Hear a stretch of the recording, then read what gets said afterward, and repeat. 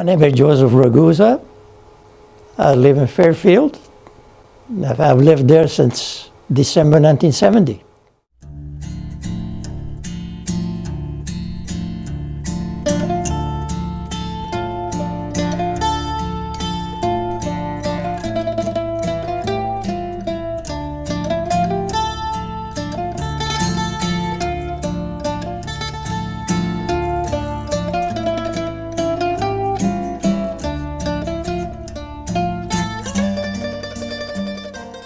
I was born in Sicily, in a small town called San Cipriello, S-A-N space C-I-P-I-R-E-L-L-O.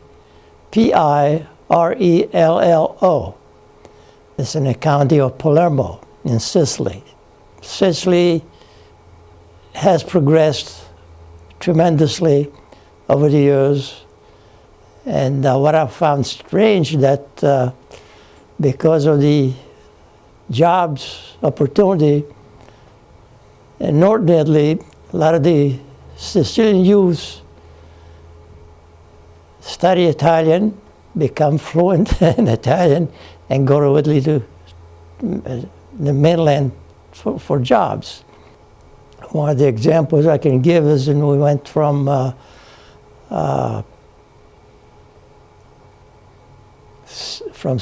Syracuse through the mountains to go to, on the side of Mount Etna. We stopped at a rest area. Now, rest areas in Italy are not like rest stops in this country. There's accommodations, but there's restaurants. And so we walked into a deli, and there's a beautiful refrigerated showcase. And there was an empty space for cassata. Cassata is a delicious sweet that my mother used to bake. But the case was empty, so I asked the young man what happened to the cassata. He says, there isn't anymore. With a smile, I said, look, I came all the way from California. You tell me the cassatas are gone. He said, you want cassatas? I said, yes, and some of the other tourists also might have some. He says, I'll make them for you. So the tour guide says, wait a minute. He says, how long is it going to take? He says, un minuto. So she says, Mr. Ragusa, I'm going to show you what an Italian minuto is. Anyhow, within 20 minutes, had fresh cassatas, and I thought this was being Sicilian by birth myself, this is the greatest expression of care. As a man, I didn't know if he was the owner or just an employee, but whatever there may be, he came up to make the tourist happy in his place of business. And I would recommend to anyone traveling, definitely go to Sicily. You will enjoy it. My father went to North Africa, in Tunisia. And we lived in a small town called Chebbau, C-H-E-B-B-A-O-U. And being a French colony, of course, the schools were French. So I'm French educated, graduated from French high school at the time of my class in 1942. And my father was a farmer, so I grew up as a dirt farm boy. But at the age of 16, I told my father I had enough to work in the field, so I went to the city, 12 miles away, got a job, and mode of transportation was bicycle power. And one rain or shine, you're on a bicycle, go to work.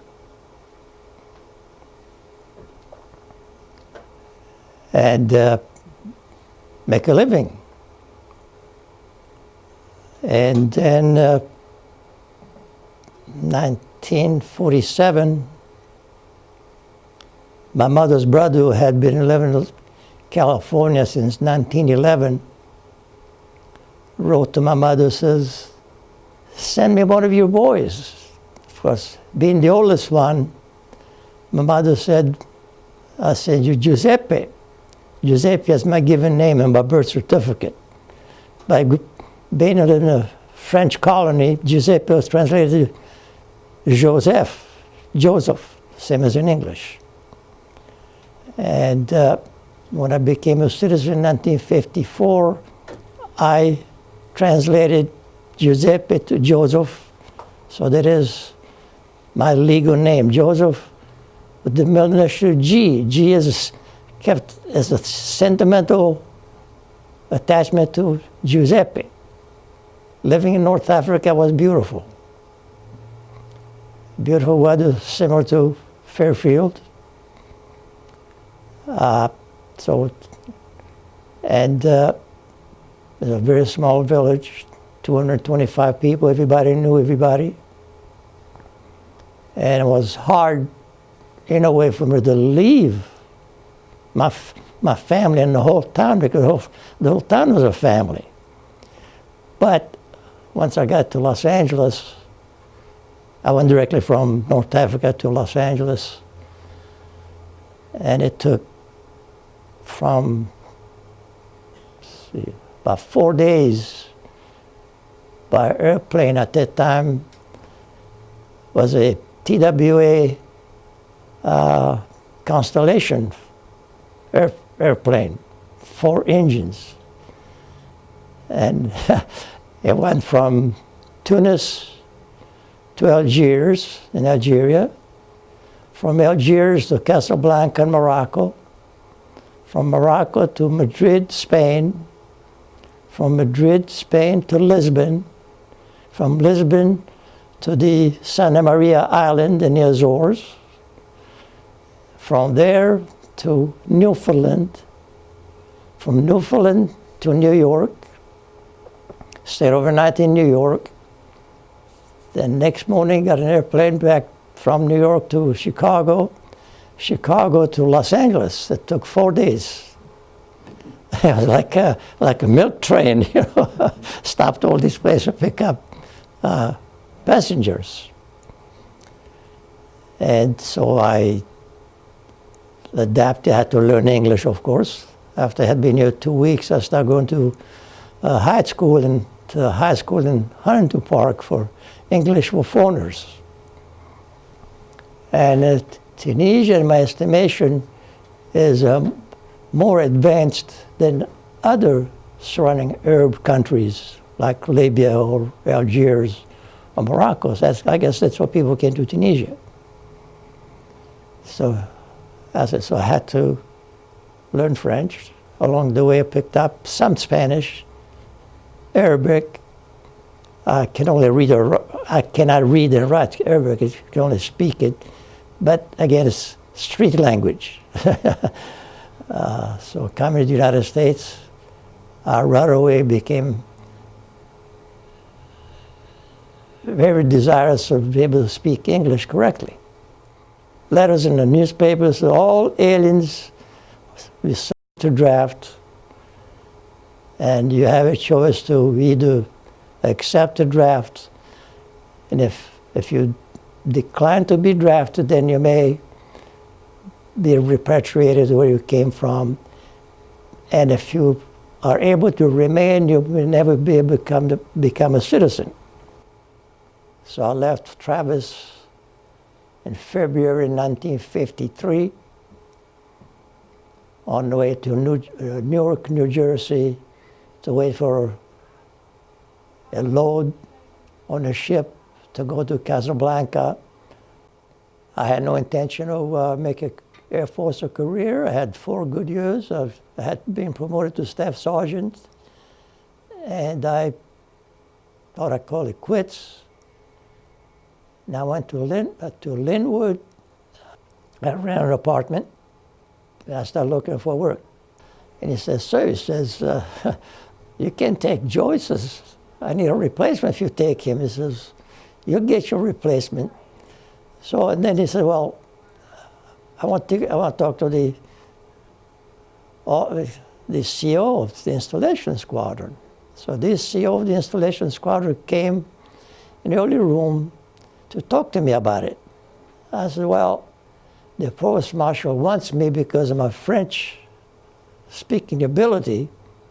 I said, I'll be glad to contribute wherever I can. I said, but I will not give up my personality at FSC to become a policeman.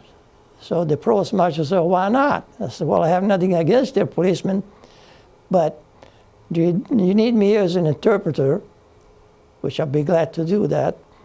But when I go back to the States, you're going to give me a billy club, and I'm too short. I don't want the billy club to hit my heels when I walk. So he laughed. He said, I can see your point. He says, you can keep your FSC, he says, but you can come to work for Provost Marshal as my interpreter.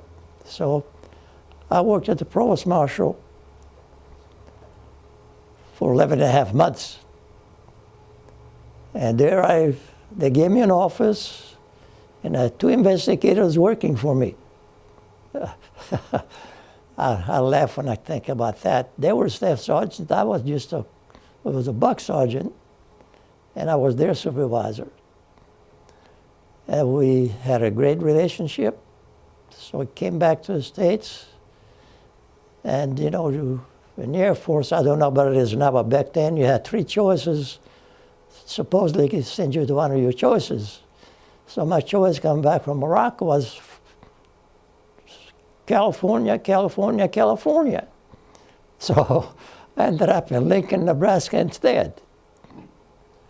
And in Lincoln, Nebraska, I was so surprised to find Italians there, because I always thought the Italians in the United States were in New York and California. I even went to work for a period of time at the NATO headquarters at the Pentagon to translate for the NATO in the National Committee. Because NATO meets every year to discuss areas of interest to all the countries involved. So I was able to perform very well under pressure because a bunch of generals and for whatever reason, the Army had captains, interpreters. The Air Force said Joe Ragusa is a staff sergeant. I chuckled because it was funny. The other recruits had been trained in the American schools, but to me, I was, you might say, a native French speaker. After 4 years in DIA, I got recruited by the OSI, Office of Special Investigation, to go to Paris. And of course, I had a very good, enjoyable assignment. I enjoyed being in Washington, D.C. All my relatives from throughout the United States came to visit me and my family, and became a tour guide for them in Washington, D.C. So after that, like I said, I went to Paris and to work for the Office of Special Investigation. There I became a liaison with the French Department of Territorial Surveillance. And our job in the OSI in Paris consisted of interviewing people. So my French ability, that's what took me to Paris. I had a wonderful relation with my counterparts, and got promoted as tech sergeant. And after 4 years in Paris, which my wife, my children, and I enjoyed very much, we traveled all over France. I went to Italy. I had rented a folding tent trailer, and went all the way from Paris, descended to the lower part of France, crossed the low Alps into Torino, Italy. From Torino went to Milan, and did all the Lake Garda, Lake Como, all the way down to would stop along the beaches. Then we stopped at Fano on the Adriatic side of Italy, crossed the Apennines, that's the chain of mountains, went to Rome. Spent a whole week in Rome, then headed back towards Paris on the Mediterranean side of the coast of Italy, and stopped at Monaco and to Marseille, visit a cousin of mine with his family. Went back to Paris, and at that time, Charles de Gaulle, President of France, had declared that at the end of March 31st, 1967, all American troops be out of Paris. He thanked the American government for all that the United States had done for France, but he thought he had achieved success in France as president, and he wanted to have his own force, the strike force. So we left France and came back to Washington, D.C. I had no desire to go back to Washington, D.C. because I only had 2 years to go for my 20 years. And I had written to my congressman, because I didn't want to go back to Washington, D.C. I want to go to California. Well, I did not get California. I went back to Washington, D.C. So I made an appointment to go see the Director of Personnel. And the Director of Personnel was Colonel William T. Bobbitt, expecting to find a man in the Director of Personnel office. I knocked on the door, and the female voice answered to come in. There's a female, a beautiful lady. She said, "I know you're surprised, but I am Colonel William T. Bobbitt." She said, "My father wanted a boy so badly, he named me William." And she says, "I know you wrote your congressman. I'm the one who declined your request." And she said, "Why?" I says, "Colonel," says, "I enjoy working for the West Side, but I want to go to California and make plans for after my retirement, connected with jobs." He says, "When first assignment comes available in California, it'll be yours." So a short time later, she called me. She said, "Still want to go to California?" I said, "Yes, ma'am." So I had 18 months left. And I came to Travis on the 4th of July, 1969. I had 18 months left. I worked in the OSI office, came to the NCOISC, and I started looking for ways to plan my future after my retirement from the Air Force. I was able to get a job commitment in writing by Bank of America 6 months before my retirement. So on the last day of January 71, I retired from the Air Force. The first day of February, I put on civilian clothes and went to work for Bank of America as a trainee. At Bank of America, it's another job I really enjoyed very much, interviewing people, using my background knowledge again to talk to so many people over 20 years in the Air Force. And I started as a mid-level management trainee with the Air Force.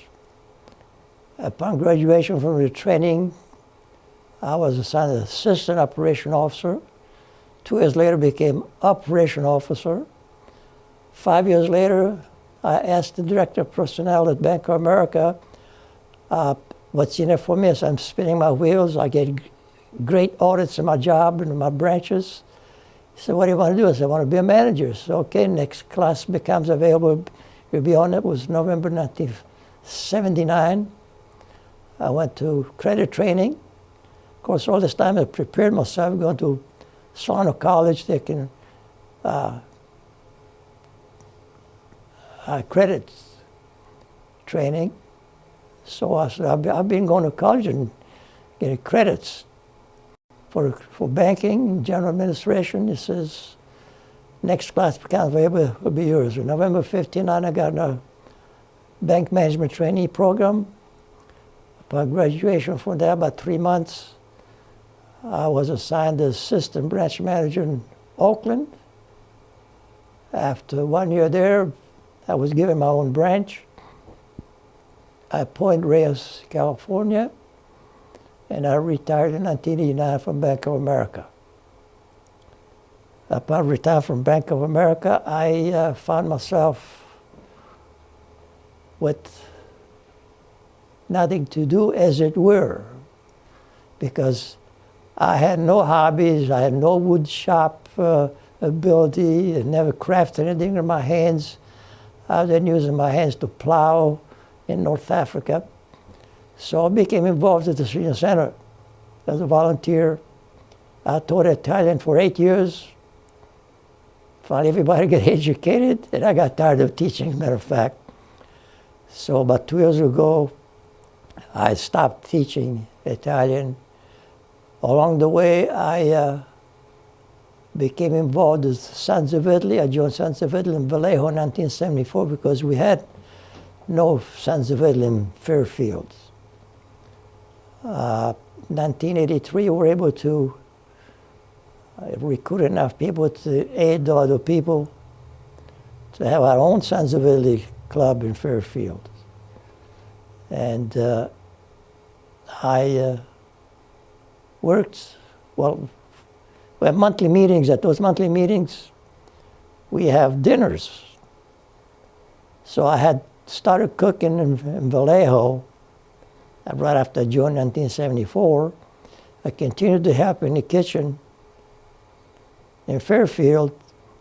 And 2 years ago, my 80th birthday, I declared that I will retire from the kitchen. And I have retired.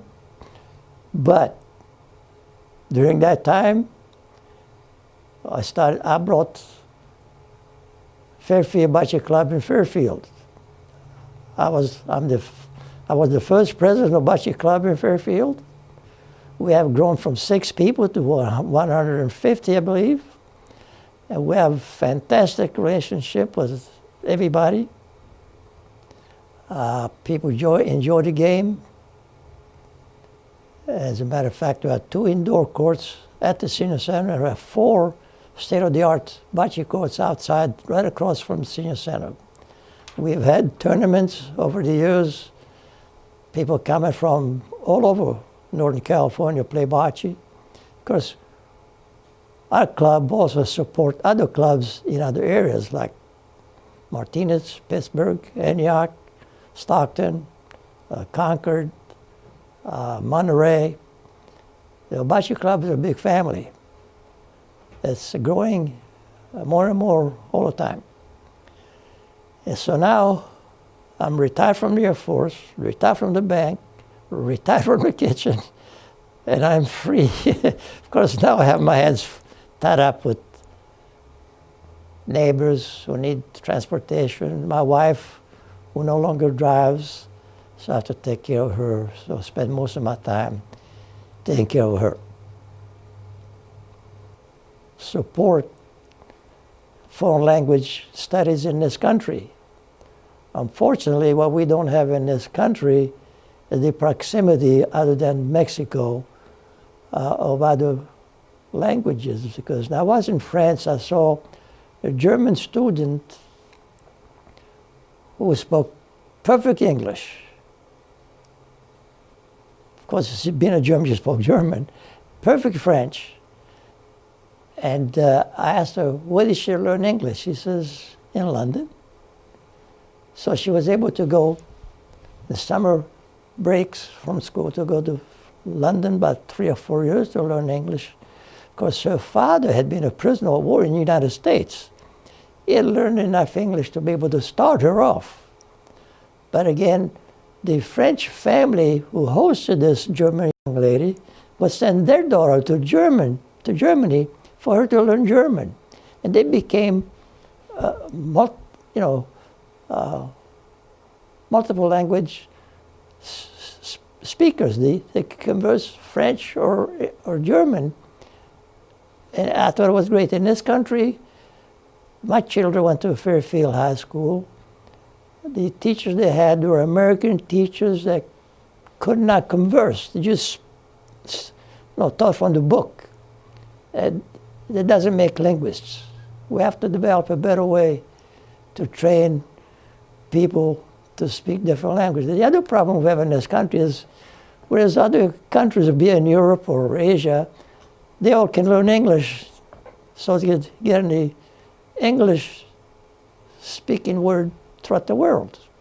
Whereas American students, they have to choose which country they would like to work with and pick on that one language, because that one language does not make them capable to work worldwide, because whatever other language they choose is limited to that country. So that's, again, the problem we have in this country. But be that as it may, we should have more efforts to at least give the basics to our students of foreign languages, because I would recommend Italian, because there's so much Italian in the English language, but people don't realize it. And French also be important to the French language, because 60% of English is French. But I guess people don't realize that. Now, you've gone all over South Africa, you've been to Korea, all across the United States. Was there one place that you would like to go that you haven't been? Well, let's see. I've been to Australia, I've been to New Zealand, I've been to South America, I've been to Europe. So actually the only place that I haven't been, and I have, indifference to it, is China or Japan. But my wife, being her situation, I will never realize that desire to go there, however look it is. Myself, I wouldn't want to live any place else but the United States, and particularly California.